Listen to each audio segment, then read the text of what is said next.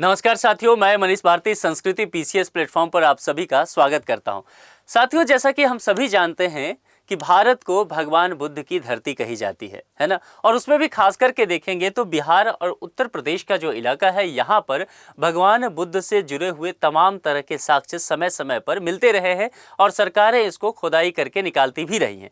अब इन्हीं सब चीज़ों को देखते हुए यूपी में भी इस बात के प्रमाण ढूंढे जाएंगे और इसको लेकर के भारतीय पुरातत्व सर्वेक्षण यानी कि ASI ने उत्तर प्रदेश का एक जगह पड़ता है, एक डिस्ट्रिक्ट सिद्धार्थनगर में पिपरहवा में एक बार फिर खुदाई करने का निर्णय लिया है। किसके द्वारा?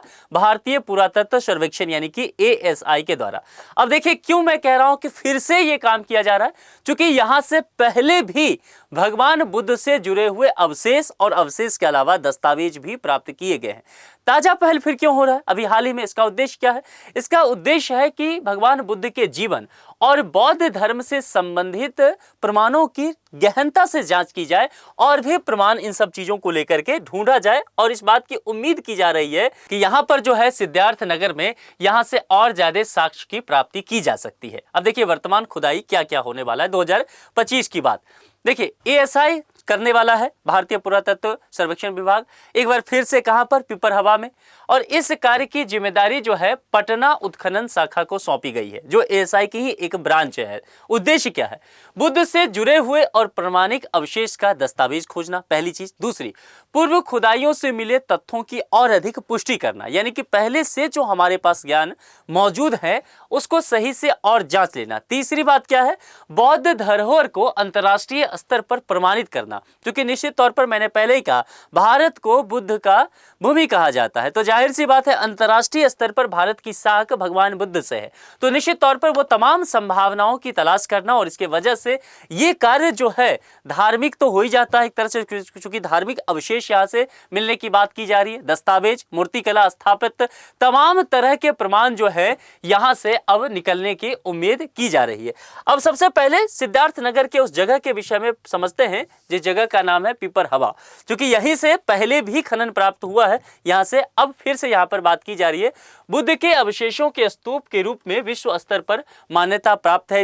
इसे प्राचीन कपिल वस्तु क्षेत्र से भी जोड़ा जाता है, जहां सिद्धार्थ यानी कि गौतम बुद्ध का बचपन बीता। यहां से प्राप्त अवशेषों ने यह संकेत भी दिया है कि यह स्थान बौद्ध धर्म के शुरुआती तीर्थ स्थलों और स्मृति स्थलों में से निश्चित तौर पर एक रहा है। ऐतिहासिक खुदाई को लेकर के बात करते हैं, चूंकि बौद्ध धर्म के साक्ष्य कहां से मिले हैं, किन चीजों से लेकर मिले हैं, और फिर हम पिपरहवा और उसका अंतर्राष्ट्रीय महत्व भी समझने की कोशिश करेंगे, और फिर थोड़ा सा बुद्ध का जीवन परिचय भी हम समझेंगे। ऐतिहासिक खुदाइयां देखिए, 1898 की खुदाई की बात करेंगे तो ब्रिटिश इंजीनियर हुआ करते थे विलियम पेपे जो है 1898 में ब्रिटिश इंजीनियर ये यहाँ पर पिपरहवा पहुँचते हैं, और उनको ये जानकारी मिलता है डॉक्यूमेंट के आधार पर कि यहाँ पर भगवान बुद्ध से जुड़े हुए साक्ष्य हो सकते हैं। इन सब चीज़ों को लेकर के उन्होंने यहाँ पर पहली बार खुदाई करवाई। खुदाई में एक बड़े पत्थर के बक्से के भीतर एक कलश मिला जिसमें रखी हुई बुद्ध की अस्थियां मिली। इन्हीं अस्थियों को तात्कालीन ब्रिटिश सरकार जो है अपने साथ ले गई थी। बाद में इन्हें थाईलैंड के राजा को भेंट में दे दिया गया था। कुछ समय बाद ये अवशेष अमेरिका फिर से पहुंच गया और एक निजी परिवार के पास रहा। देखिए किस तरह से घूम रहा है। 2025 में यह परिवार इन्हें हांगकांग में नीलामी करना चाहता था। अब भारत सरकार यहां पर हस्तक्षेप करना चाहिए।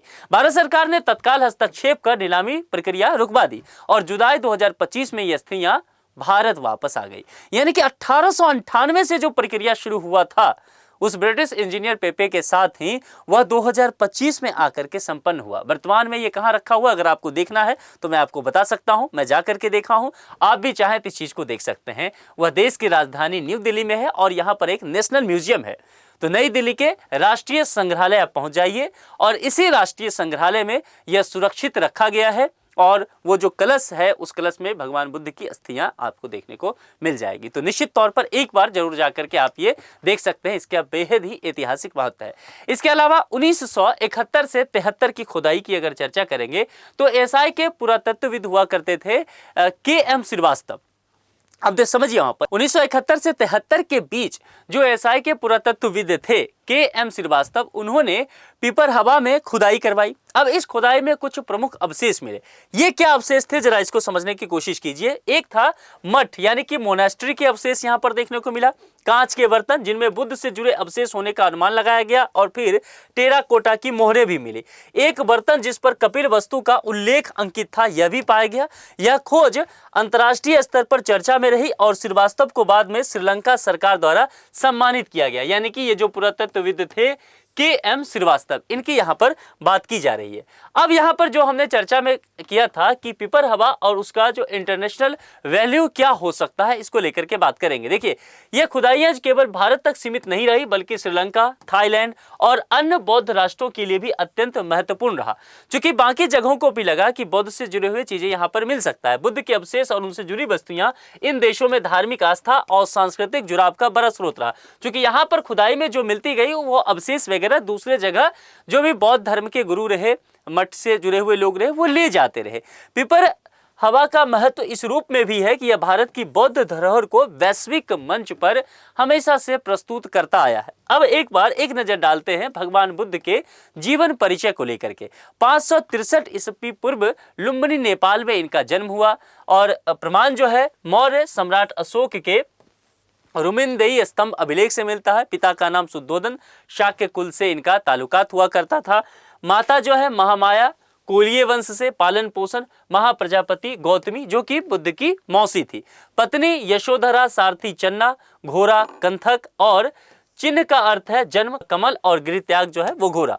बुद्ध के मन में जीवन के प्रति वैराग्य भावना की उत्पत्ति शुरू से ही रहा, क्योंकि जब ये जन्म लिए थे तो ज्योतिषी ने कहा इनके पिता को, राजा को, कि यह बालक जो है वो संन्यास ग्रहण कर लेगा, वैराग्य के रास्ते पर आगे चलेगा। तो इनके पिता बहुत डर गए कि बताओ, एक बेटा हुआ है और ये राजकाज नहीं संभालेगा तो फिर कैसे ये काम चलेगा।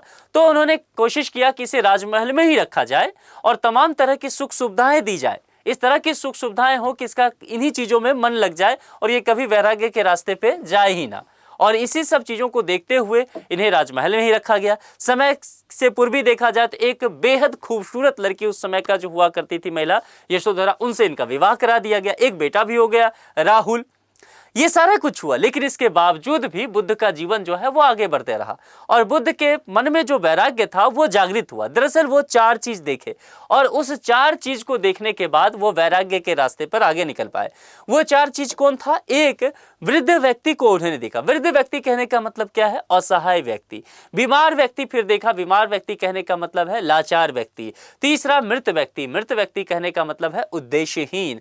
और प्रसन्न मुद्रा में सन्यासी, यानी कि बाकी सभी जो थे वह कहीं न कहीं परेशानियों से घिरे हुए थे, लेकिन जो सन्यास वैराग्य के रास्ते पर आगे बढ़ा था वह प्रसन्न था, वह आनंदित था। बुद्ध को यही चाहिए था, उनके मन में यही चल रहा था और इन्हीं सब चीजों को देखते हुए वह गृह त्याग की भावना पर आ गए और 29 वर्ष की आयु में गृह त्याग करते हैं, जिसे बौद्ध धर्म में कहा गया महाविनिष्क्रमण। ठीक है, तो इसको ध्यान रखिएगा। ज्ञान प्राप्ति गृह त्याग के 6 वर्ष पश्चात होता है। 35 वर्ष की आयु में भटकते रहे, कई तरह का जो है इन्होंने कोशिश किया कि फलाने फलाने ढंग से हमें ज्ञान प्राप्ति हो। फिर कह सकते हैं एक तरह से ध्यान लगा के ही ज्ञान प्राप्ति होता है। वैशाख मास की पूर्णिमा में और निरंजना नदी यानी कि आज का फल्गु नदी जिसे कहा जाता है बिहार में, पीपल के वृक्ष, और उसको कहा जाता है उरुवेला गया।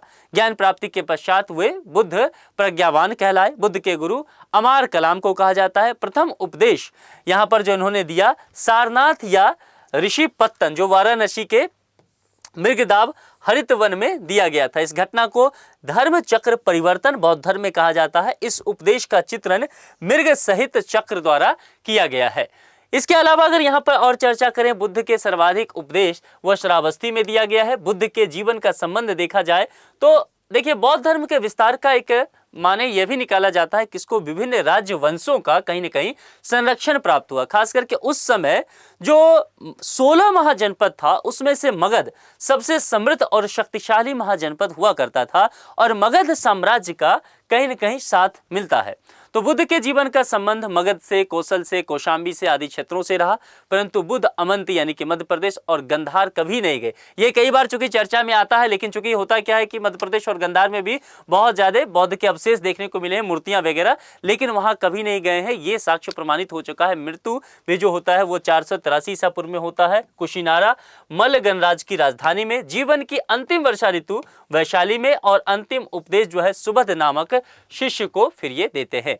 कुल मिलाकर के यहाँ पर जो अब उत्तर प्रदेश गवर्नमेंट या कह सकते हैं कि एसआई के द्वारा जो कराया जा रहा है, आने वाले समय में निश्चित तौर पर भारत और इस जगह का कह सकते हैं कि वैश्विक महत्व और अधिक बढ़ने वाला है। इस विषय पर एक संभावित प्रश्न है, किस एएसआई शाखा को फिर पिपर हवा में 2025 की खुदाई की जिम्मेदारी दी गई है? आपको मैंने बताया है, अगर ध्यान से आपने लेक्चर को सुना होगा तो ये जवाब आपको मिल जाएगा। आपको क्या करना है, कमेंट बॉक्स में लिख करके देना है।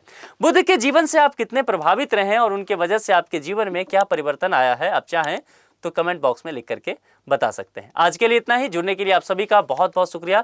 Thank you so much.